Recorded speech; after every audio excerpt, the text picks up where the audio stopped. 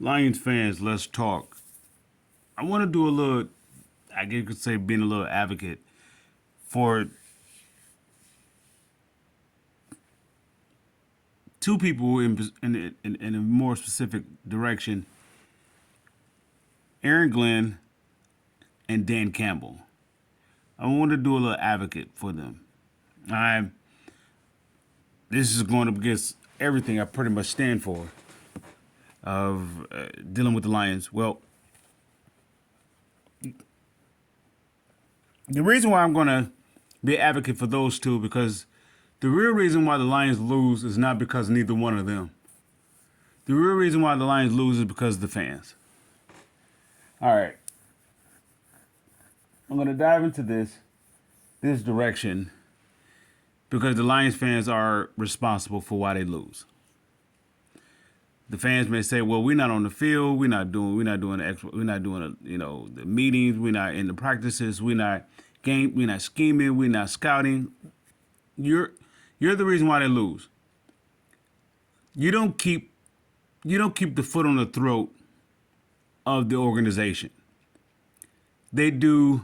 They say if they,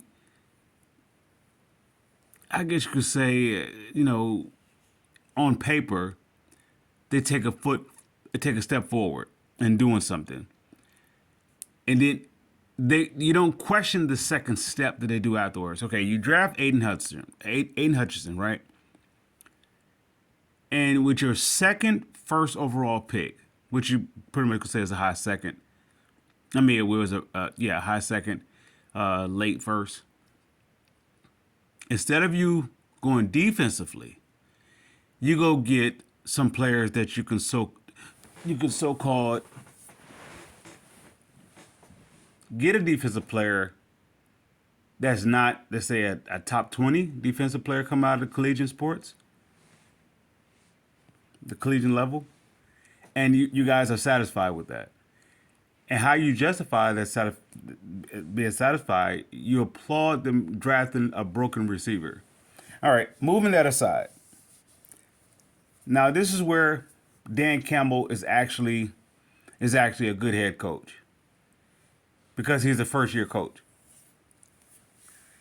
Where the Lions go wrong at every wow. Okay, they get a veteran coach. They don't allow the veteran coach to uproot what's already there.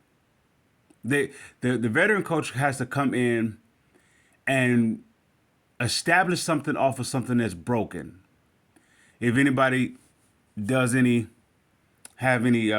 trades or manual trades where they work with their hands, whether it be carpentry, whether it be electrical, whether it be masonry or whatever the case may be. One thing, if you really not skilled at it or you really don't have that much experience at it, one thing you prefer not to get involved with is going behind somebody else's work. Now, one thing that I guess the criticism was about Matt Patricia was that he was coming in off of somebody else's work, and the fans were critically, this I don't know how to say it. They were just really critical about his stance with the talent that was here, right? So instead, he wanted to clean house and he wanted to build. All right, which I applaud. I applaud. I'm a guy. Give me a clean sheet of paper and let's work. Going behind somebody else's work, it I don't care for it. I don't care for it at all. So there's one thing that Dan Campbell is doing. He's going behind somebody else's work. At the same time, he has a well, he's going behind somebody else's work, but at the same time, he has a clean sheet of paper. So he's not really he's not going behind somebody's work like he has a huge overhaul. He has to turn the whole thing over. So with that said, if he goes into this draft getting the best defensive player on the board, I mean, you're gonna be picking high. They better not draft the offensive player. All right, they missed out a few years back when they drafted T.J. Hawkinson. Well, the guy who I wanted was the guy that they missed out was I believe Josh Allen, and the Jags just picked him a pick right before the Lions. And I believe the consolation prize was T.J. Hawkinson. Don't get me wrong, T.J. Hawkinson is a monster. That's my guy. Yet Josh Allen set the team back. Set the team back. So with that said, if the guy is, what is Will Allen? I'm not sure if that's Will Robinson. I can't think of his name. I'm drawing a blank. I believe he's from Alabama, the linebacker. You go get him. If he's the best defensive player coming out, I mean the most dominant, not the best defense, forgive me, not the best defensive player, the most dominant defensive player, if he's that guy coming out, go get him. Go get him. You don't get a quarterback. You don't need a quarterback. You don't need a quarterback. You don't need a quarterback. You do not need a quarterback. What you need to do is help out Aiden Hutchinson. Help out Aiden Hutchinson, and you help out your cornerbacks. Right? You can bring in a veteran safety. Right? You got some money. You can play with that. You can fill in what this regime honestly is in position will actually have the capability of positioning to do is draft studs and you fill in the blanks with some veterans with the money. And then at the same time, uh, you are allowing certain players to be expendable, such as the veterans. So okay, the older veterans or like I said, the 1 year veterans or the veterans that you can actually cut without, dealing with the cap casualty type deal. You can replacing them with high draft pick studs, right? And then the second tier of where you got the second, third year players, they basically getting support from the new veterans that you're bringing in of free agency. The Lions could actually turn this around if they do it right. Now, if they go into the draft going to go get a quarterback because the pressure of the fans is saying we don't want Jared Goff, this is where they would do it wrong because Jared Goff is like going on his last year of a deal that you can cut where you don't have to, just deal with them 1 year. And what you do with Jared Goff is shrink the field. Don't make him a pass guy. But what happens is if your best running back is out, you're making him pass oriented. But you're not making him pass oriented to the place where he could actually be successful at, with your tight ends. Your tight ends, short passes. Well, the run game helps that out. So Jared Goff is doing exactly what he needs to do. I'm not saying he's purposely costing them losses or purposely costing them, that take a step back. I believe he's doing great. I'm a Jared Goff guy. He put me in the self-same mind of a Troy Aikman, how he was, and he also put me in the self-same mind as Terry Bradshaw. Both of those guys, well, I guess you could say they was high drafted, but they came out the gate. It was really terrible.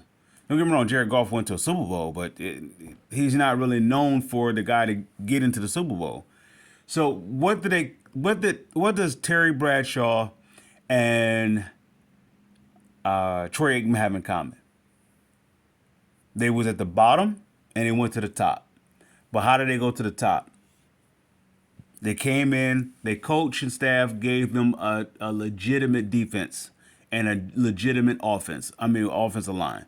So now they can run the ball, and now they can stop the run, they can make plays on defense. That's all the Lions have to do. To have a legitimate offensive line, all they have to do is shore up the defense. Now, if their secondary is just coming around because they have players the secondary just needs help from the middle of the field. Because the secondary is the last line of defense. But if the middle of the field is not, is not really respected, you're gonna play with that all day. So you're gonna have to make the defensive line work harder, and you're gonna have to make the secondary work harder, because the weakness of the defense is the middle of the field. right? So you sure that up. You go get if the little tape that I saw on the guy. I don't know too much about tape, but the little what I saw on the guy, he's a monster. Come out of Alabama, go get him. Go get him. And do not draft the quarterback. Do not draft the quarterback. Let Jared Goff play out another year. You could bring in another running back to take the load off of off of Swift, and off bring another guy in, another workhorse. I mean, what I mean by that is a young thoroughbred workhorse, and he can help out Swift as well as Jamal, and well as you got Reynolds back there. So now you have a 4 to 5 headed monster at running back, right? All right, but you go defensively. If you go linebacker, possibly maybe safety, maybe, and of course you never can hurt yourself by going after bringing another cornerback if you not good off what you have. So with that said, I ended off with that. That's all the Lions have to do. The problem with the Lions is, forgive me, I didn't add this point. The problem with the Lions is the Lions fans, and they don't put the Lions fans do not, they take their foot off the throat of, or they take their hand off the demand of this team displaying efficiency. They take soon they get a guy who has hype on him and everything is okay. That's not enough. Aiden Hutchinson is not enough to turn this team around, and it's definitely not enough to not have the Lions fans to hold the upper management at a higher standard. They should demand more, not coming in this next draft, not going into the free agency, but in the course of doing that draft of Aiden Hutchinson. They supposed to demand more.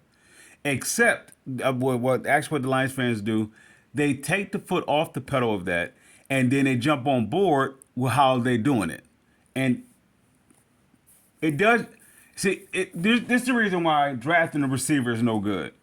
Well, if the fans are saying go get another quarterback, well, then the draft pick is sort of like a waste, because the quarterback you're asking the quarterback to be so good that he develops talent.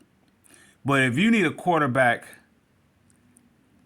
if the quarterback that you're going to draft is not good enough to develop talent, or if he is good to develop talent, why did you draft the receiver? Somebody said more weapons, but that weapon there is actually on your defensive side of the ball, which would cause you turnovers, which helps out the quarterback. I don't get it. But anyway, with that said, get the defense some help. They don't have no guy that you have to game plan against. Aiden Hutchinson is not a guy you game plan against. Because the reason why I say you don't game plan, you could take him out the game. There's a difference between him and Ndamukong Suh. Ndamukong Suh, you couldn't take him out the game. Even when they was triple teaming him, you couldn't take him out the game. And what they did was, the Lions, when they drafted Ndamukong Suh, they also brought in Van Der Bosch. They had Van Der Bosch, and then they brought in Ndamukong Suh, and they didn't stop there. I think they went Sammy Hill also, and I believe they had Corey Williams, if I'm not mistaken, next to him. So they gave him help. They gave him legitimate help. That's one thing that the Lions didn't do with Aiden Hutchinson. They could have got the monster. They could have got Jordan Davis with the number 2 instead of getting the receiver. It doesn't make any sense. Well, now you have opportunity to do it. Do not draft the quarterback. Draft the defensive linebacker. Work from the linebacker on back to the secondary, and worry about the quarterback later. With that said, Lions fans. Oh, forgive me. My last point. This franchise repeatedly. This is going to tell you the reason why the Lions were going to lose. well before anything else. They always draft rookie head coaches. They always bring in rookie head coaches. The problem with rookie head coaches is not so much any place else but Detroit. The reason for it is because that rookie head coach is coming off of something that has been established incorrectly. So now you asking a rookie head coach to correct something off of the lack of knowledge of what he already knows as a head coach. So you asking the head coach to do maybe 3 different jobs. You ask him to be a general manager, ask him to be a head coach, and you ask him to basically fix the previous head coach's problems. And that's too much responsibility for a head coach. This is why Dan Campbell is swimming in it. And I understand why people say get him out of here. I was never a fan of him in the first place because he was a rookie head coach. It was too much weight for y'all, too much responsibility y'all asking this guy to do. Y'all asking him basically to do 3 jobs. Does somebody say, well, no, you got a competent guy and Brad Holmes? That you still asking him to do too much as a head coach. You asking him to basically build up a roster. To develop competency or continuity or there's actually dominance on a team that is not even put together to be dominant. And he don't have enough information to develop a team to be dominant. And this is where people will say, well, so and so goes to, they may compare it to the guy from the coach from the Jets. The difference between the Jets and the Lions, the Jets has a history of winning. They have a history. Lions don't have a history of winning because every time they get in position to win, somebody tear it down. They got 2 recent stints of winning. You have what's the guy?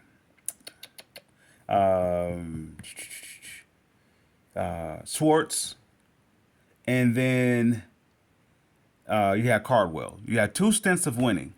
One came after the other. And what the problem was that they fired both of them when they were just getting into a rhythm. The problem, what I'm saying with that is, why certain coaches can get fired, certain coaches can't get fired. Rookie head coaches, rookie head coaches here, if they don't show an impact on either side of the ball in the first year or 2, you gotta get rid of them. What I mean by that is, normally a rookie head coach is coming in off a team that's losing, right? So when Jim Schwartz was coming in, he was coming in off a team that was losing. Okay, they just came the year before, or yet I think the first. Wait, was his first year drafting Matthew Stafford? I believe so. If not, Matthew Stafford was here, and yeah, his first year was Matthew Stafford. And then he comes back with, I believe, with Ndamukong Suh. So he's going to be successful. He's going to be successful, that rookie head coach. Now, give me another rookie head coach with the Lions history that has had that kind of effect.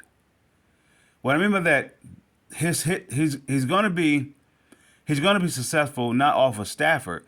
He's going to be successful off of Ndamukong Suh. His first year was coming off the Lions going 0-16. He wasn't a head coach, but he took over a team that was 0-16 that pretty much that drafted Matthew Stafford and that sort of thing.